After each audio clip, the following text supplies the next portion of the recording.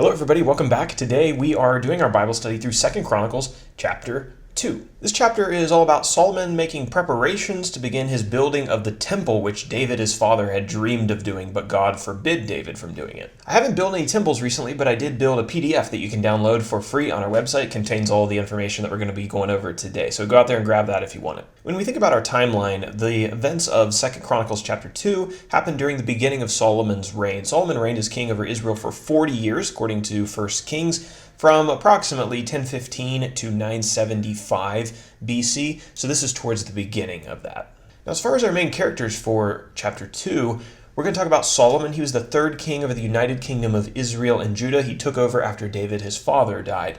And then another king, Hiram, the king of Tyre. He was an ally of David's, and in this chapter he becomes an ally of Solomon's. Then one more guy who was not a king, he was a craftsman, Huram-abi, or Abi, Huram-abi. That's as close as I'm going to get. Huram-abi was a talented craftsman who helped Solomon build some of the special items that went into the temple. He's also known by another name, that is Hiram. Yes, the same name as the king of Tyre. So, and he's called that in the book of 1 Kings and also later on in 2 Chronicles. So just keep that in mind. It can be a little bit confusing. And now we go over to our map section. Solomon's capital was in the city of Jerusalem. That's where his palace and the temple of the Lord are going to be built.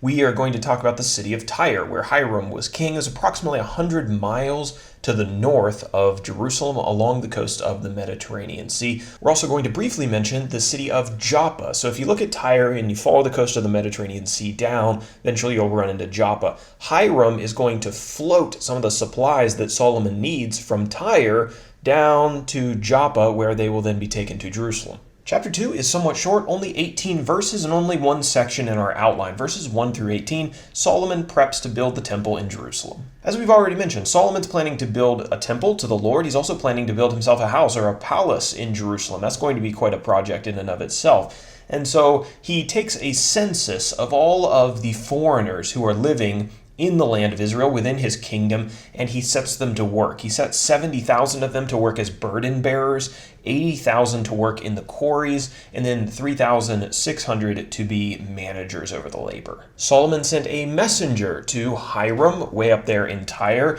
asking him to send him a man who was skilled in work with gold, silver, bronze, iron, engraving, and in the work of purple and crimson and blue fabrics. So this guy had to be quite talented.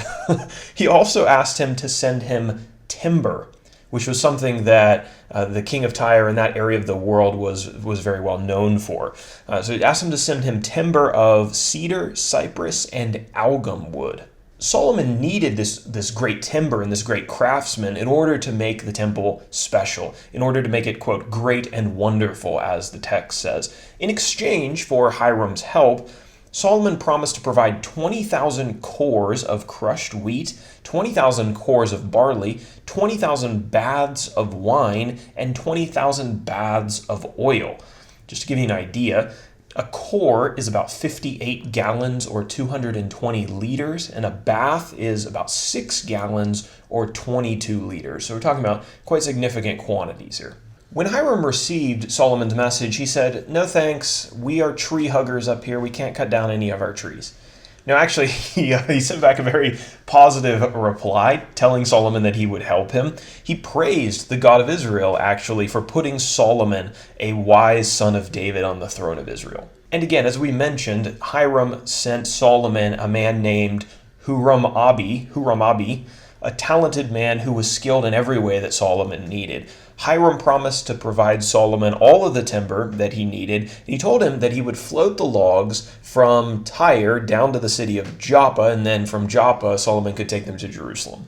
So that is 2 Chronicles chapter 2. Now for our application section, I have to admit, this one's a little bit different than usual. It ties in a little bit of history, a little biblical history. It explains what happened to a very significant place that's mentioned several times in the Bible. And we also draw an application, not an entirely spiritual application, from what we're going to learn. So with that, let's get into it. This application probably comes from the fact that my mother used to make us clean up trash along the side of our road that we grew up on. And also she made us recycle all the time, which she was green before being green was cool. So anyway, in the ancient days, Hiram's land, the land of Lebanon, was renowned for their timber, especially their cedar trees. The forests of Lebanon, which are mentioned many, many times in the Bible, I think like 70 times or something, they had some of the best timber in the entire world. And to this day, if you look at the Lebanese flag, you'll see an image of a cedar tree on the Lebanese flag. But you don't hear much about the forests of Lebanon anymore. So what happened to them? These are the questions that I have when I read through the text, and so now you have to explore them with me. The great cedar trees of Lebanon were almost entirely cut down over the years. They were used throughout the centuries by a number of different people. So the Phoenicians, who were a seagoing people, they cut a lot of them down to build their ships. They were used to build palaces and grand buildings. We know Nebuchadnezzar took some of them all the way to Babylon to build, and many were cut down actually during World War I to build railroads. Today, the remaining cedars are protected as a World Heritage Site, but they are very few in comparison to the vast forest that once captivated the architectural imagination of all of these kings. So this leads us to our application from our history lesson.